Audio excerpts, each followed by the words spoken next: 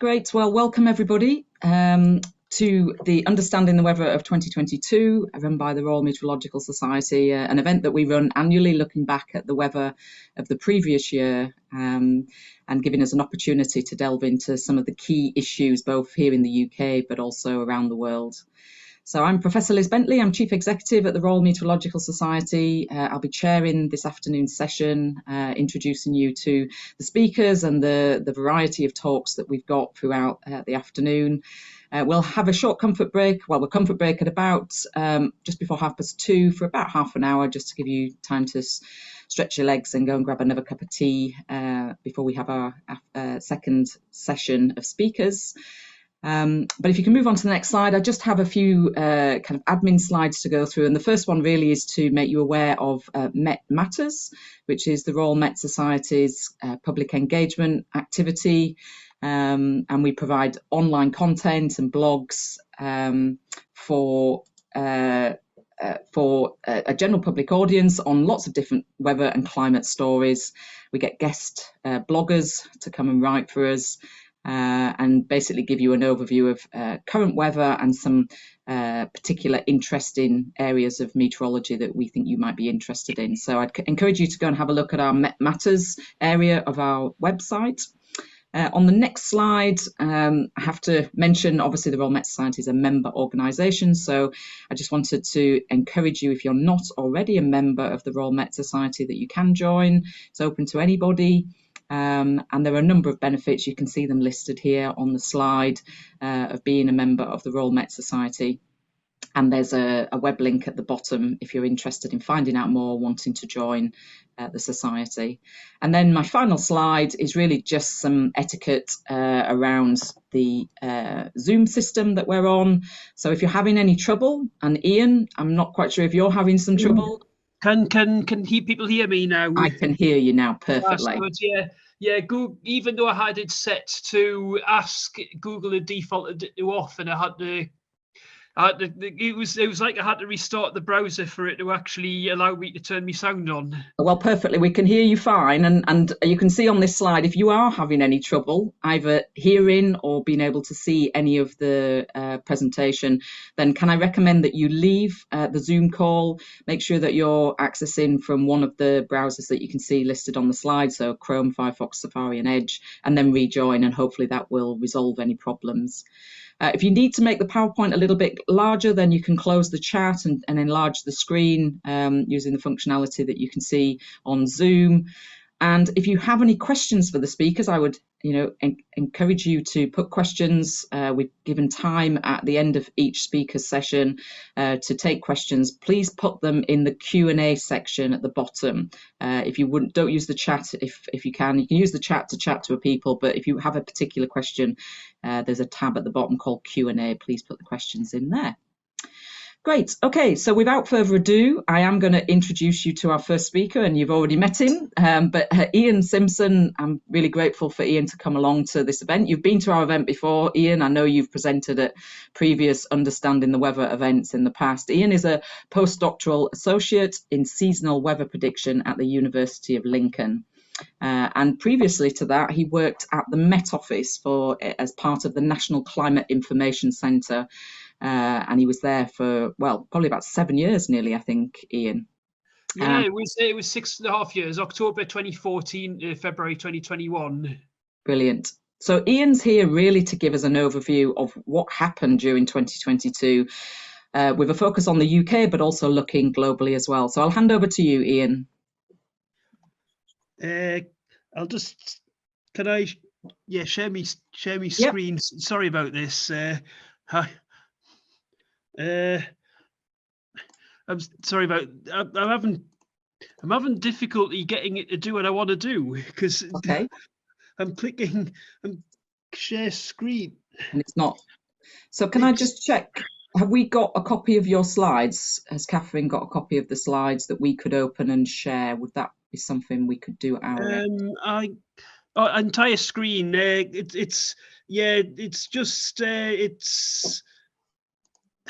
Sorry, it's just its defaults. It tries to nudge me into doing something other than what I want it to do, basically. Okay. So we can now, yeah, perfect, great. So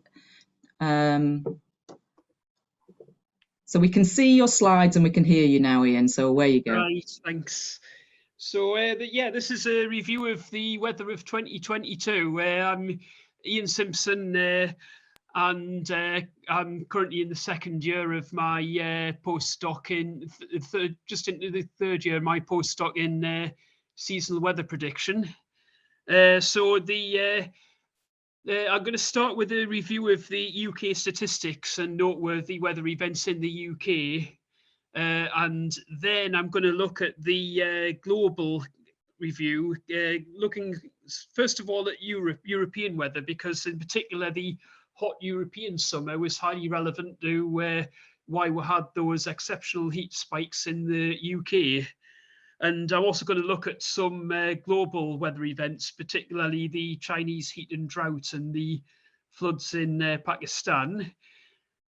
So starting with the UK, 2022 was the warmest calendar year on record for the UK. These maps show the temperature anomaly relative to 1991 to 2020 by month. So even relative to the 1991-2020 period, it was the every month apart from December was warmer than average. And if you're comparing to an earlier period like 61 to 90, which is like the long-term period that the WMO recommends for climate change analysis, the anomalies would be even stronger relative to 61 to 90. So yeah, that figure on the right there is the far right is the figure for the whole year. So last year was the first year that the UK averaged over 10 degrees mean temperature in the Met Office series. It was more remarkable for the max temperature than the min. The min was the mean minimum temperature was the second highest after 2014, but the mean maximum temperature was the highest on record by nearly 0.4 of a degree. So already an exceptional year just for the mean temperature. And in the Central England temperature series, the UK series only goes back to, if I have a look, 1884, and the Central England temperature series goes back to 1659. So this graph shows the mean daily temperature for the Central England. With Central England it's essentially a long-running series started by Gordon Manley, where there's a selection of sites from like the southeast and the northwest and around Pershore to approximate the Midland counties in between. And yeah, so there's a particularly big spike in July that's noteworthy, which I'll come to a bit later. The mean was again the highest in the record from 1659, and that spike in July set a new daily record. And it was common for temperatures to get above the 90th percentile, but it was rare for them to drop below the 10th percentile. Even the cold snap at the end of March didn't do that. There was just one couple of days in September, and then there was that very cold spell in the first half of December, but that wasn't sufficient to stop it from being the warmest year. It was also a dry year for most of the UK. February was pretty wet. Again, I'll discuss that in more detail shortly. But there were a number of very dry months, particularly January, April, and July in the south and the southeast in particular. And August was also dry in most places. We did have a wet autumn in 2022, but it wasn't enough to offset the dry weather earlier in the year. There are some exceptions. I think just to the north of the Scottish lowlands, precipitation was near average last year, but for most of the UK, it was drier than average, and that was particularly true in East Anglia, which had the third driest summer and their seventh driest calendar year. For the UK, it was about as dry as 2018, and otherwise the driest since 2010, which some may remember was also an anomalously cold year for recent times, unlike last year. 2022 was also a pretty sunny year for most of the country. Apart from parts of northwest Scotland, it was pretty dull in the Western Isles. Eastern England, East Anglia, Lincolnshire, Yorkshire were particularly sunny last year. January, March and August were the standout sunny months for the UK as a whole. And October was also sunny for most of England and Wales, but not for Western Scotland.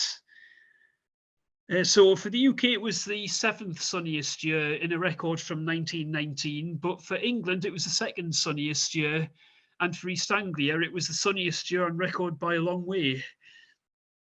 You might notice in these maps that East Anglia often gets is among there or thereabouts with the highest positive sunshine anomalies, which are in orange. So when I go into the specifics of the UK weather, in February, January was a pretty quiet month, and as noted earlier, it was pretty sunny in most areas as well. But in February, we had a temporary wet and windy spell where we got Storm Dudley, Eunice, and Franklin. The pressure chart on the left from Veta Central from the CFS reanalysis, that shows the deep depression associated with Storm Eunice, which brought some very strong winds in the south, including a new record wind gust for England, 122 miles an hour at the Needles on the Isle of Wight. And parts of Scotland and northern England had heavy wet snow associated with that, and on the day after. And then when milder air came in behind Storm Franklin, and that resulted in a thaw and further flooding. And the Met Office map on the right shows the precipitation totals between the 12th and 20th of February 2022, expressed as a percentage of the whole February average.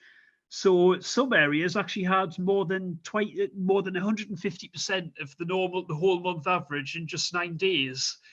So not surprisingly, those like I've got parents living up in Yorkshire, and they had flooding on the 20th after all that rain, and they're in that very high rainfall area.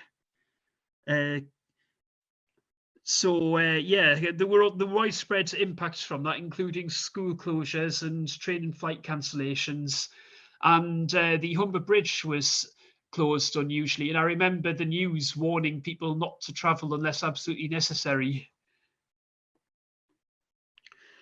So now a specific look at the summer. So the summer was warmer, drier, and sunnier than average over the vast majority of the UK. Just the far northwest of Scotland didn't see above, and the far west of Northern Ireland didn't see above average sunshine. And it was nominally the 4th warmest summer on record for the UK, but really there's very little difference statistically between the famous one, 1976, which some may have lived through, and the more recent ones in 2003, 2006, 2018, and then last year. But last year was generally the warmest on record for Eastern England. So I think the 1976 was the most exceptional summer synoptically, because the global temperatures were relatively low back then.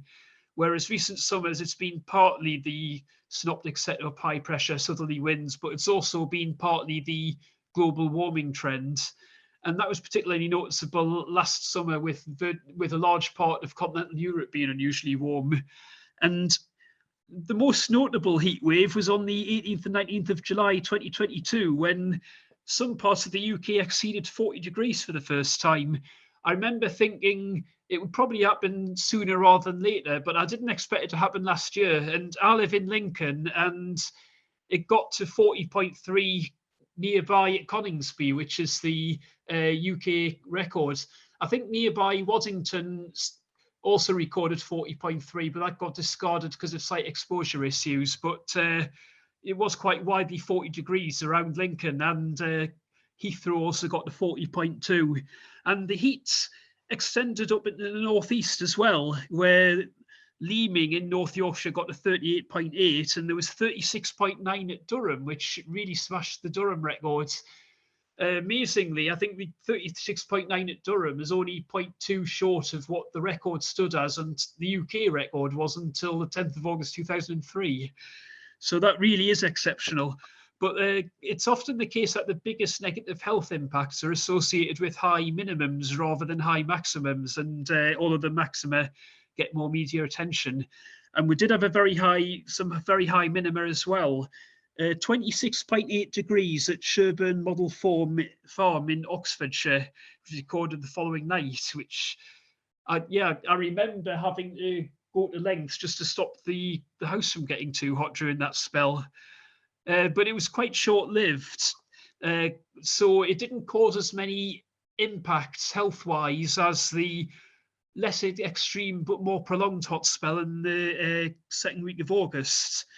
Temperatures reached the low to mid-30s pretty widely across the UK for about a week or so, and the UK government estimates about 1,458 excess deaths in the over 65, excluding COVID-19 during the period 8th to 17th of August.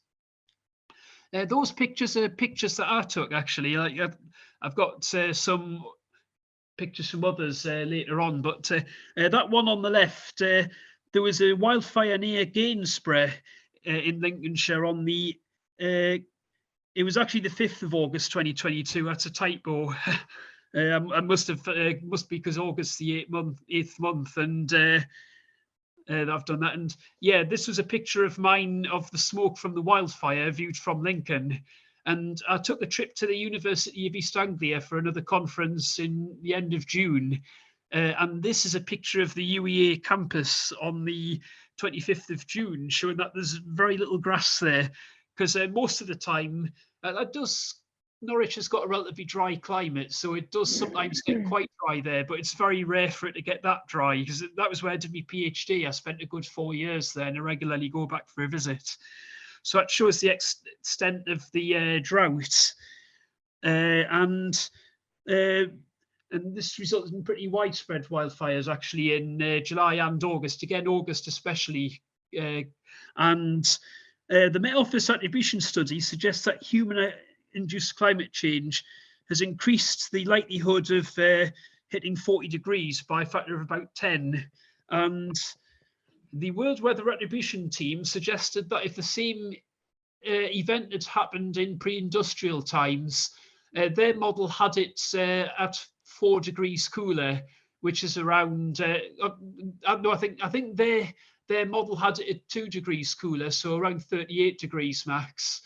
But their observational study of how the British extremes are changing had it at 4 degrees cooler. So essentially between 2 and 4 degrees cooler. So it wouldn't have produced 40, almost certainly wouldn't have produced 40 degrees or close to it in pre-industrial times. But it was an exceptional setup, but it still probably had 36 to 38, even if it had happened in the 1800s. Ian, yeah. Could I just ask, at the bottom of your slide, we can see a bar that says "Stop sharing." Could you hide that?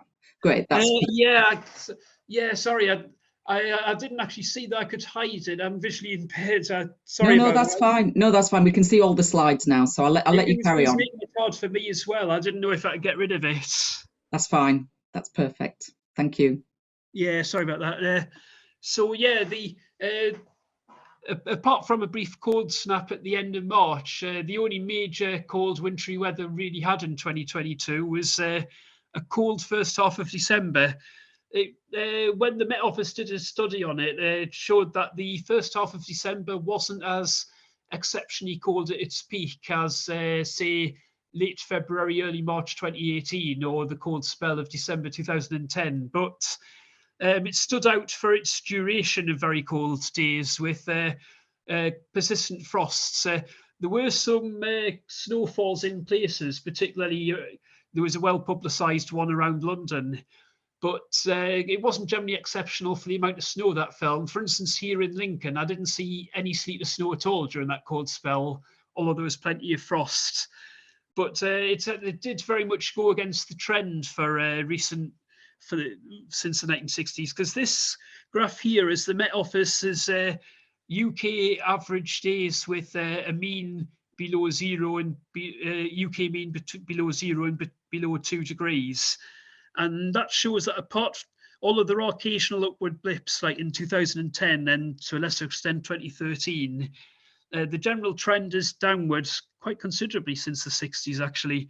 I think this winter might actually be relatively high, because although there's not been much snow, as well as the cold first half of December, there was also a cold spell for many in the mid to late January, but so relatively high for recent years, but the general trend is downwards. And I remember at the start of December thinking the whole of December would have to be as cold as the first half was to stop the UK and the CET from having the warmest year. And it didn't happen, but it was still enough to make December colder than average overall, but just not enough to stop the year from breaking the records. So I'll have a look at the global statistics, pick out some of those. That map there is from the Copernicus C35, which is based on era 5, and that's temperature anomalies relative to 1991 to 2020. So all of the major temperature outlets like the Met Office had Crew T5 and NOAA and NASA GISTEMP and Copernicus. They had 2022 as the 5th or 6th warmest year on record globally, which might not sound that remarkable, but there was a persistent La Nina event still, which you can see from the blue anomalies in the cold anomalies in the tropical Pacific. And when you get La Nina, it always tends to bring the global average down. So in fact, it's still consistent with temperatures running at record or near record high levels when you compensate for ENSO. And there's a chance of 2023 being much warmer with forecast of El Nino setting in. And 2022 was warm, more remarkably warm in Europe. It wasn't as warm as 2020 overall for Europe. It was for the UK, but not warmer than 2020 for the UK, but not for Europe as a whole. But the summer was the hottest on record for Europe in 2022, as well as for parts of Eastern England as well. And it was particularly hot in France and Spain and parts of northeastern Europe. I also had a look at the sea ice. The Antarctic minimum sea ice set a new record low in February 2022. It was strange actually, because Antarctica sea ice was, if anything, showing a slight upward trend until 2014, and since then it's flipped to being very low. And already NSIDC have confirmed that this February we've probably seen a new record low surpassing last year's. So Antarctic sea ice running very low at the last year and into this year. The Arctic sea ice wasn't as remarkable. It was below long-term averages, but it was a little bit above the average for 2011 to 2020.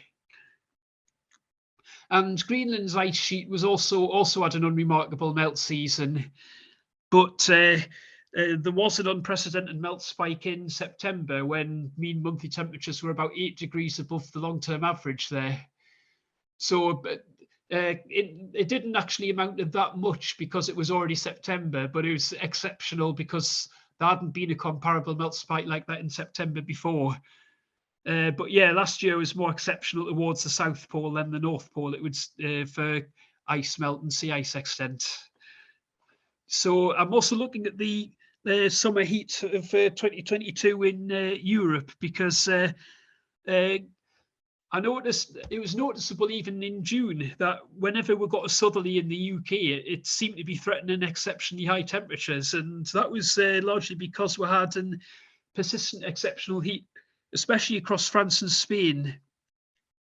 And the mean temperature for summer 2022 over Europe as a whole was almost 0.4 of a degree higher than the previous highest. And that was actually set in 2021, which wasn't that warm a summer in the UK, but it was in other parts of Europe. And in August 2022, Europe was 0.8 of a degree higher than the previous hottest August, which is pretty remarkable, really. Again, I don't think it set records heat for the UK as a whole, did August, but certainly locally around Lincoln, where I live, August was actually the hottest August on record. But I think for the UK, it was only about third warmest. And this resulted in drought that in places was more severe than anything we got in the UK. For instance, in France, some rivers dried up completely. We've got an example on the picture on the left there. And the picture on the right shows the European drought alerts as of 21st of July.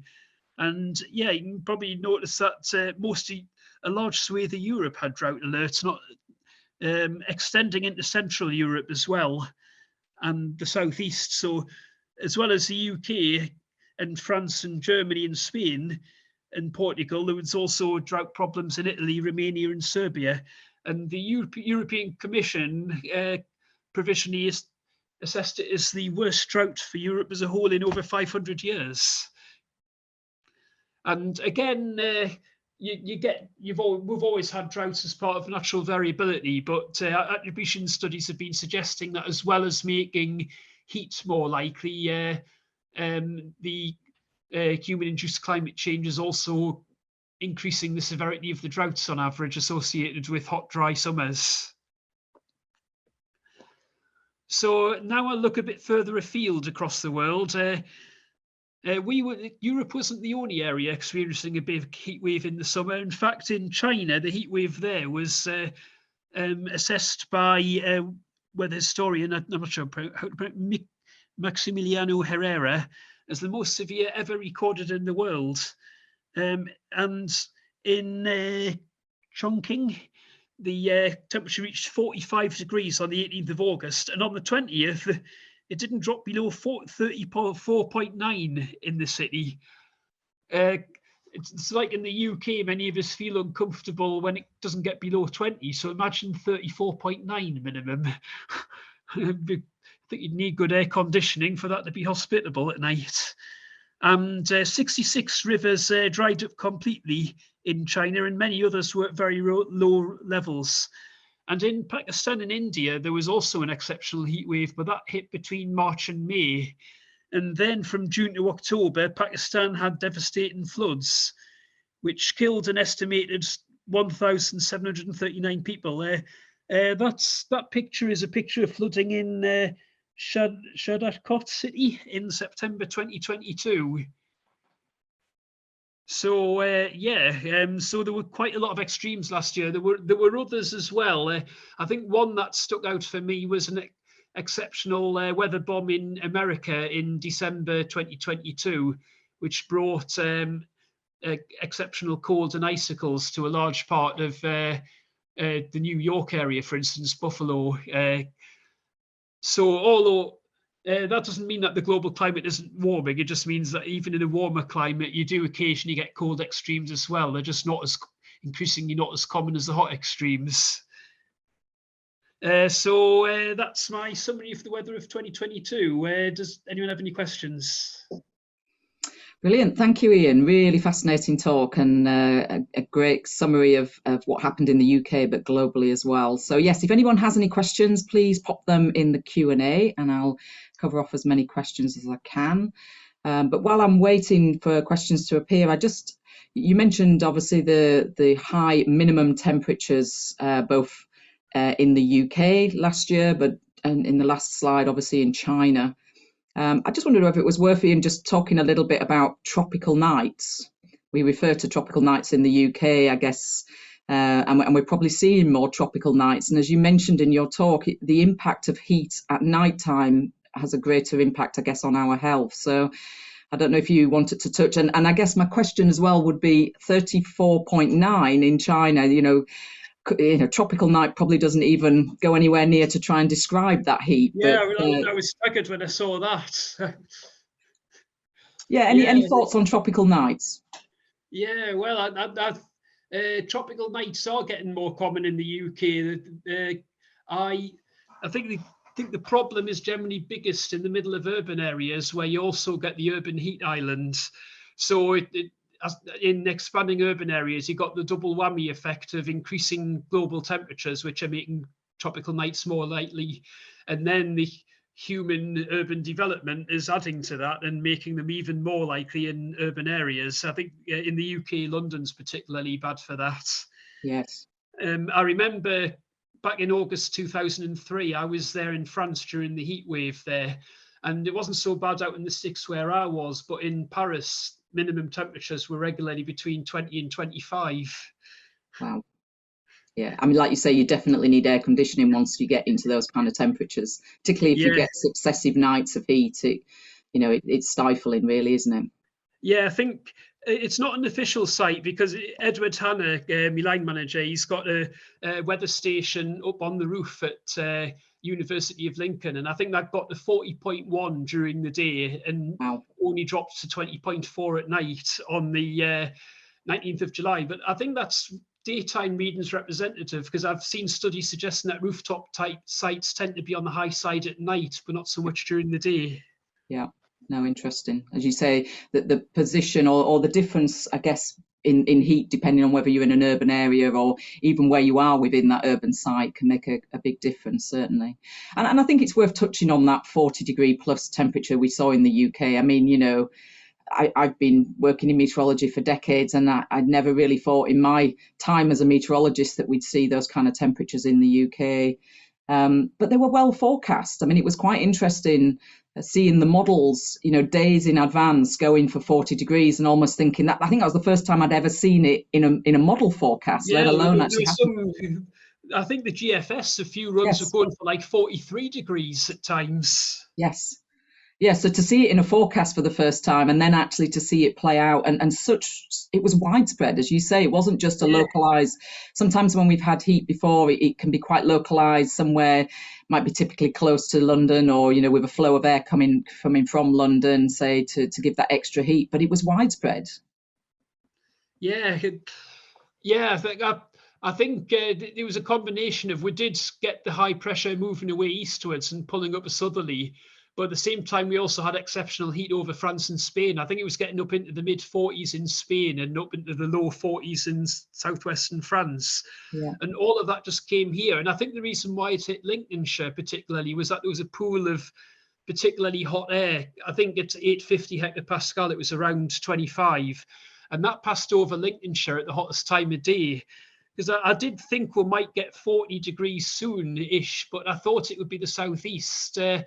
I kind of had mixed feelings about it in a way, because it was like it was too hot for me, but the weather enthusiast was sort of happy that I was there when it happened, that I sort of I would sort of pop outside for a minute or two just to see what it felt like and then quickly retreat back indoors. But yeah, obviously what I'm not happy about is the elevated global temperatures that make that kind of thing more likely to happen.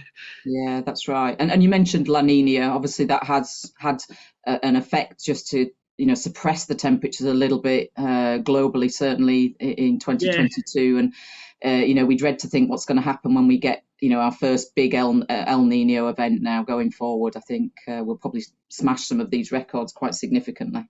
Yeah, I'm thinking the same, to be honest. If we're fifth or sixth warmest, even with a strong La Nina, what we're going to do when there's an El Nino? Yes, absolutely. So I've got a question from Edmund.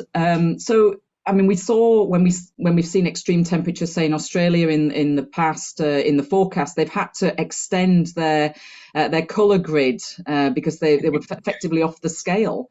You know, what temperatures in the UK would lead to us having to kind of readjust the scale here? Was 40 degrees enough to do that?